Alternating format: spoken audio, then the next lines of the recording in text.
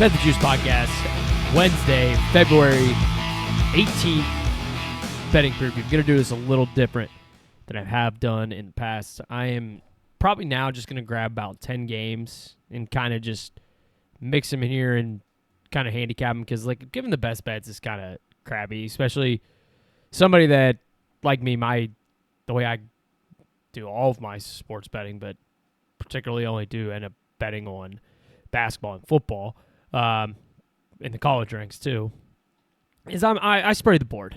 So, 8 to 10, 8 to 12, Saturday, sometimes 65 bets a day. And like best bets isn't really going to do anything for that. Like, we're trying to win the law of averages here and get, we bet in 20 games, we're trying to hit 14 of them, makes a profit that way. I'm not going to bet 4 games.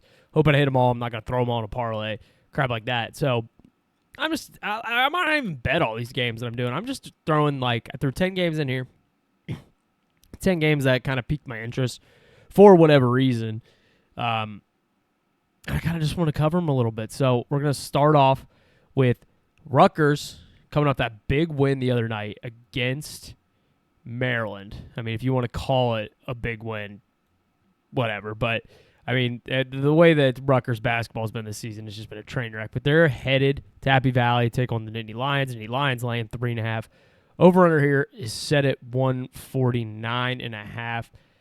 Last I checked, let's see here. Penn State is still last in the Big Ten.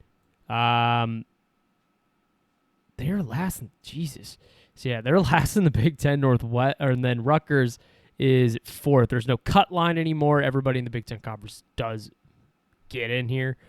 These teams did not meet early in the season. No, Rutgers played Penn in a game they almost lost to Mr. Fran McCaffrey. But in this spot here, Rutgers just finally snapped a long 7-game losing streak. Now they have to go on the road to Happy Valley. Penn State, on the other hand, yes, they did get that big win against Washington, lost the second leg of the road trip to Oregon. Not a lot of wins on the table here. Not a lot of wins up for grabs here in the Big Ten play and the rest of the Big Ten play because the schedule kind of gets a little more tricky for them. To me, I think Penn State has the dudes to just get it going. Mike Rhodes is going to have his team up to speed here, up to par, whatever you want to call it.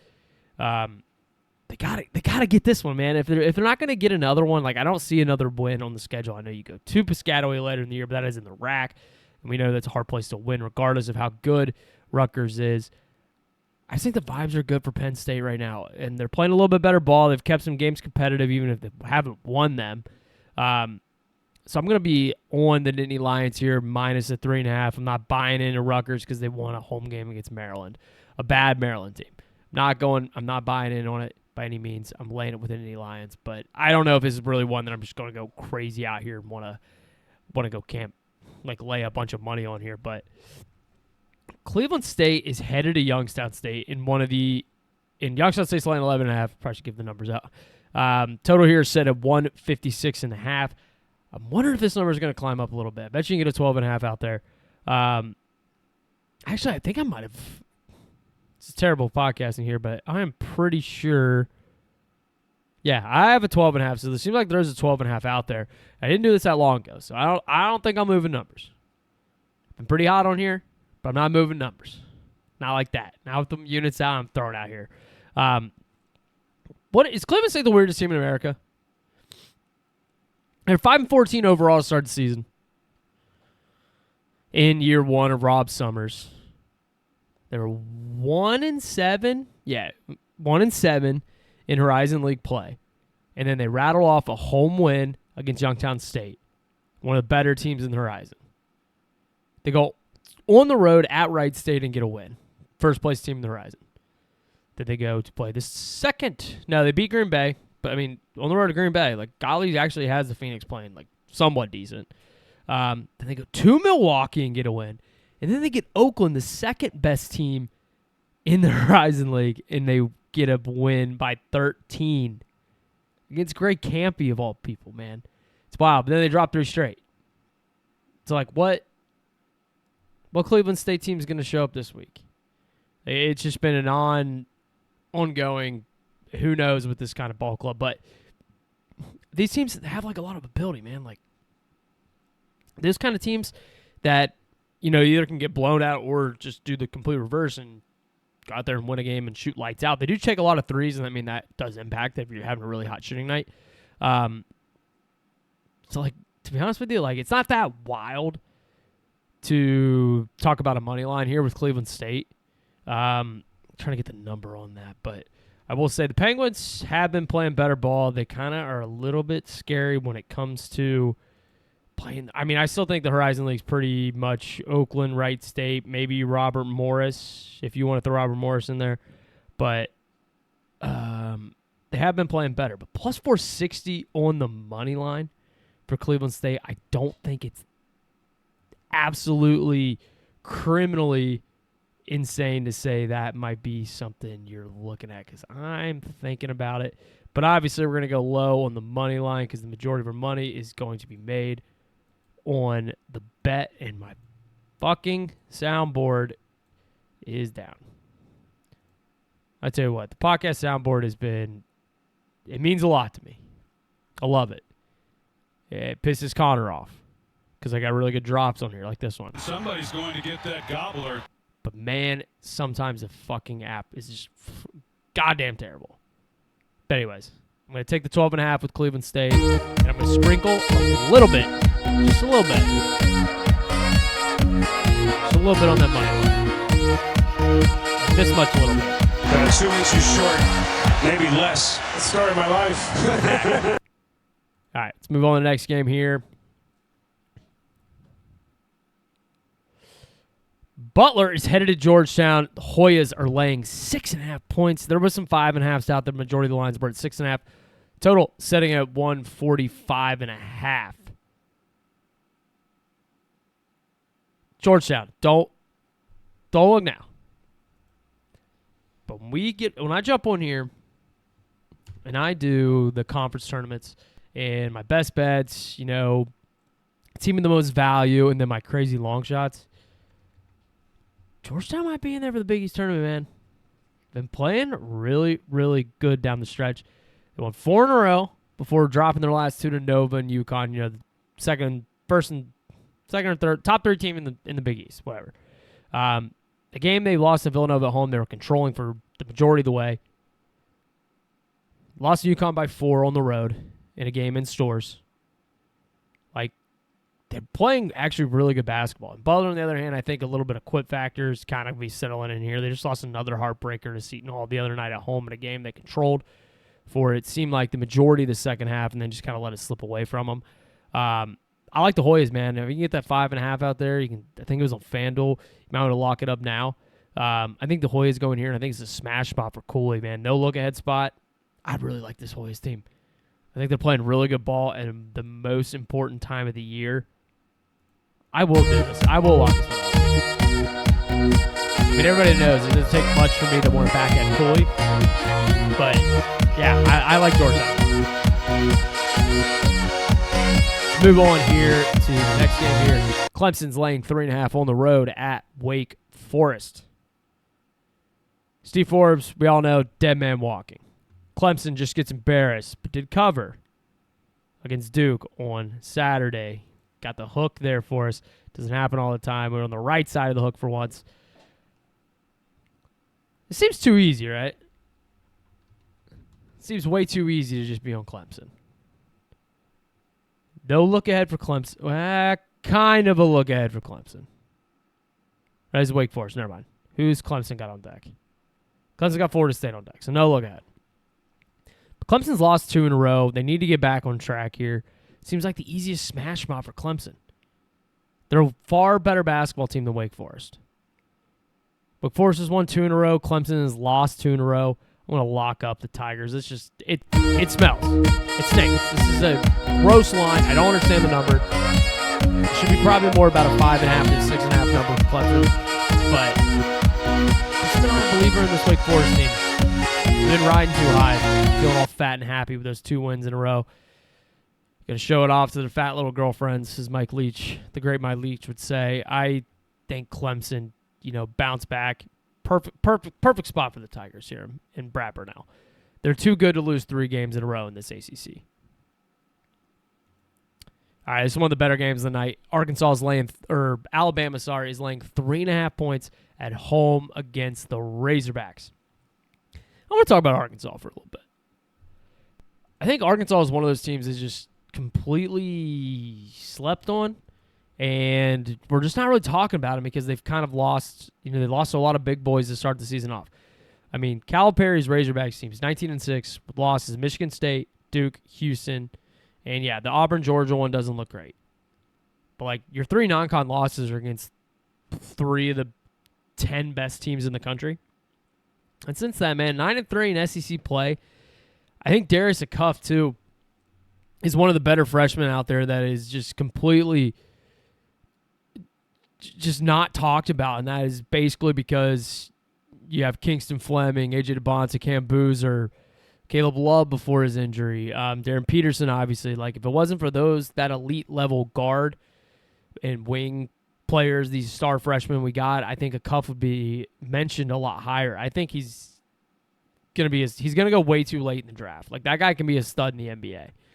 I'm really impressed with how DJ Wagner, who came in last season with those aspirations to be that stereotypical John Calipari 5-star freshman, first overall or first round pick, top 5 pick, straight to the NBA, one and done. It just didn't really work out. And decided to come back to college for another year, which more players would do. That's why the sport is in such a great spot right now with all the talent-wise. Not the other shit, but the talent. And he stepped in and he's been fine with being the Robin. And obviously Trevion Brazil's still there. Like, this team is still really good, and I think Arkansas is a team that we're not talking about. Like, is it like a Final Four contender? Like, Florida steals the entire show in the SEC. As much as I glossed and glazed and just came all over Arkansas, like, everybody's going to assume I picked them. I don't really know. Like, this is probably the game of the night, so I kind of wanted to talk about it a little bit. I don't really have a giant, like, great feel on it. Like, Alabama's riding high right now, 4 in a row after that embarrassing loss to Florida on the road. I mean, everybody loses to Florida, but to get smacked by 23 is a little bit of a different story. Obviously, they play that crazy tempo. It's the fastest in the country. The amount of different outcomes that can happen when you play in such a crazy fast-paced tempo, and you're shooting all the threes, you're making all the layups, there's nothing from the mid-range. Like, Alabama's a really tough team for me to bet on or bet against because of the range of outcomes, and I'll probably just end up watching this as a fan because it is a really fun matchup. I know my co-host Connor would be like, oh, I see a 181 out there. I will take the over, so I'll lock up the over for Connor. I know he's on that one. I still don't know if he's going to be on the show on Friday or not. Could be rocking with me basically for the next few weeks, but I don't know if I had to pick a side. I think I would take the 3.5 with Arkansas. I think it comes down to one possession, and maybe Arkansas even wins the game outright. And maybe after a game like this, we start, really consider them a real threat to be a Final Four contender. And there's just something about Bama, man, I still just do not trust. I got a lock here, though. A&M laying 10.5 at home against the Ole Miss Rebels. The losers of how many in a row now? 1, 2, 3, 4, 5, 6, 7 straight losses. We were hitting them for a little bit there for a while. We were just blindly backing Ole Miss because they were covering machines. And then they obviously blew the one against Texas. You had the ejection game against Tennessee. But now they're going up against an A&M team that I think their true colors are finally showing a little bit. Losers of 4 in a row. But you'd think this would be the smash spot for them, right? I don't know. Let's look at their SEC wins. They beat LSU by 3 at home. They did go on the road to beat Auburn. And they did beat Oklahoma at home. Congratulations. We're on the road and beat Texas, beat Mississippi State at home, South Carolina, and you beat Georgia at home. This is the low-tier teams in the SEC. And yes, I know Ole Miss is a low-tier team too, but I don't think they're nearly as bad as their record. They still have Chris Beard as a head coach. He's a Texas grad, so I know he would love to stick it to A&M. This is not something I really would play on the money line by any means, But I think 10.5, and if we wait on this number, because I do think we'll get an 11.5 out there before this is all said and done, we'll see the Ole Miss record, and people will be betting on A&M. See how good A&M's record is, even though it's a little bit propped up by a weak schedule. So hold out as long as you can on that number. But I think Ole Miss loses this game by 5 or 6 points. Lock up the reps.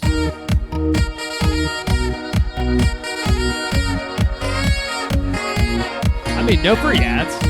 But I'm like I'm going like a zero sugar diet pop connoisseur. Coke Zero just came out with this cherry float flavor. It's basically a mix between cherry Coke and vanilla Coke. It's fucking phenomenal. It's probably the best. It makes me. Then he pulls out and it's just hard. It's the best zero sugar soda I've had in years. Like Coke Zero is obviously already up there. It's way better than Diet Coke. I don't get the Diet Coke people. Like Diet Coke's good. Don't get me wrong. I'm not like somebody gives me a Diet Coke, I'm not gonna turn it down. But like, give me the zero sugar ones. Now, on the flip side though, I'm weird about that because I'd much rather have the Diet Coke, or not. I would much rather have Coke Zero than Diet Coke.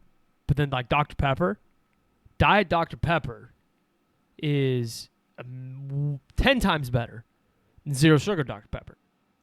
So I don't know what they're doing down at the what Big Soda's doing out there, but some things get mixed. You gotta try them all. It's like Mountain Dew, zero sugar Mountain Dew, kind of ass. Diet Mountain Dew, kind of ass. Regular Mountain Dew, which I don't drink sugar soda anymore, is phenomenal. It's probably the best soda there is. Now in Coke Zero Sugar though, or not Coke Zero, Code Red Zero is fucking good too. I could probably just do a whole fucking podcast of me just ranking zero sugar sodas, because in diet sodas and ranking them top 50, because I try them all. The one I've given up on is Diet Pepsi and Pepsi Zero. Pepsi sucks. Regular Pepsi sucks. Wild Cherry Pepsi pretty good though. I like Wild Cherry. I don't like the Zero though. But who's almost got 0 wins is fucking UTSA, but they have one win in a row against Charlotte. They stopped the 0-12 American losing streak. Got a big win by 9 points on the road at Charlotte as like 15-point underdogs. And then Florida Atlantic, after a 6-1 start in the American play, has now lost 6 straight games. I don't know what's going on in Boca Raton right now, but the vibes aren't high. But 13.5 on the road? Holy shit. I know UTSA is bad, but who the fuck is FAU to be laying 13.5? With the way they're playing. Like, I actually think the Roadrunners have been somewhat competitive. Like, I know the scoreboard against USF looks bad. They lost by 21. Who's the best team in the league? They were winning at halftime. Don't quote me on that. I think UTSA was winning at halftime. Yeah, they had a 2-point lead at halftime. Kind of got blown out a little bit by North Texas and East Carolina, but those are two are on the road. Like, now they're back at home, coming off a win with a little bit of momentum. I'm going to lock up the Roadrunners. And also, I think you hold out on this number, because I think FAU still holds a little weight with the name brand. I think we're going to get a better number and close. Maybe a 14.5, maybe for lucky 15. That's the thing. When you're betting dogs, the majority of the time, you do not want to take the number the night before. You want to wait as long as you can, because that number will rise, because the public loves favorites. All right, let's get to it. Morgantown, you'll always be Home sweet home to me. good old Morgantown. Morgantown, WV.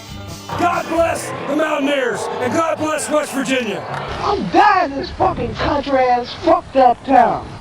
West Virginia's laying 10.5 points at home against Utah in a pivotal game to keep that tournament resume up to speed and give them any chance of making the NCAA tournament.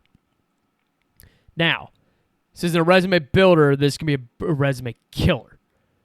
And on deck on Saturday is TCU with 2 bubble teams. A giant game on the road for the Mountaineers. So I do think this is a little bit of a look-ahead spot. And also, just the style that West Virginia plays is not really built to blow anybody out. And I think Utah has kind of gotten a little better under Jensen in year one.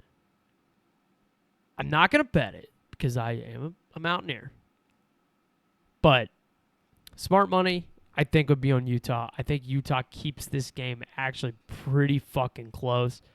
I don't think they get a win here. West Virginia keeps that resume still bolstered and right there to make the NCAA tournament if they can get a big win on Saturday.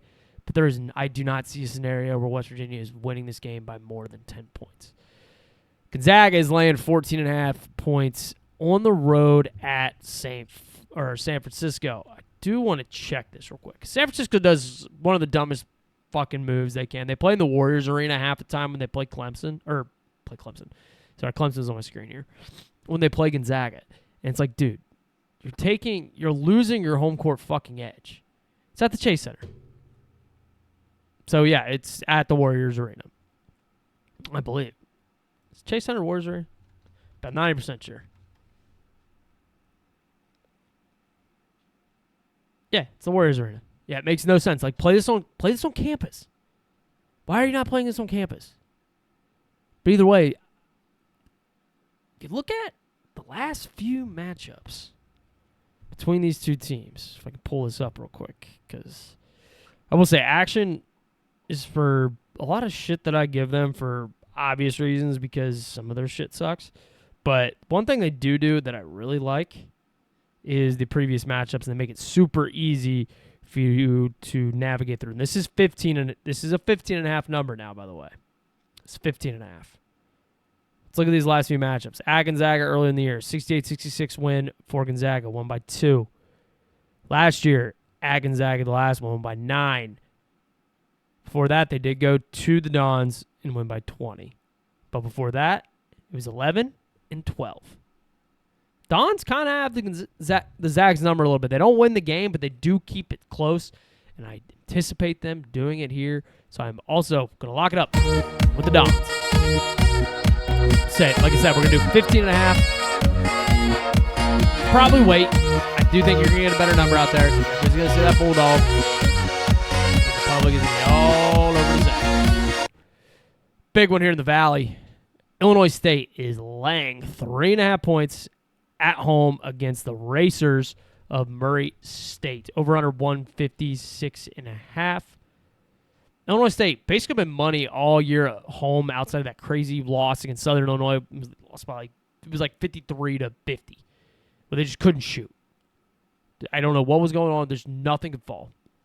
Murray State's coming off that crazy loss against Belmont where they were up like 15 at halftime and I'm losing by like 15 and Belmont got the cover. Beautiful. The Redbirds, kind of lost a little steam because they were the preseason favorite to win the Valley. Murray State comes out, guns a-blazing, and then everybody fell in love with them. They became the favorite. They were the talk of the town. They kind of hit some bumpy roads. Now they're going to Illinois State in a giant game here, and I think the preseason favorites get up, go out there, and prove why they were the favorites to start the season. And I think they can be really chippy in the tournament and Arch Madness as well. So I'm on Illinois State here. Kind of want to see a little bit of the number movement because 3.5 is just a little bit too much. It's north of a possession. We'll see there. But I do think the Redbirds at least win this game. And just from seeing what the public's been doing, a lot of people are always on the Racers. So, that'll do it basically for me. I will be back sometime this week. If I'm not either on Wednesday night or tomorrow night or Thursday night, I will definitely be here Friday for the show. I don't know if Connor is. And then I am doing the after hours Friday night too. So we're going to pick 145 games on Friday. Can't fucking wait. All right. Good luck to everybody. We out.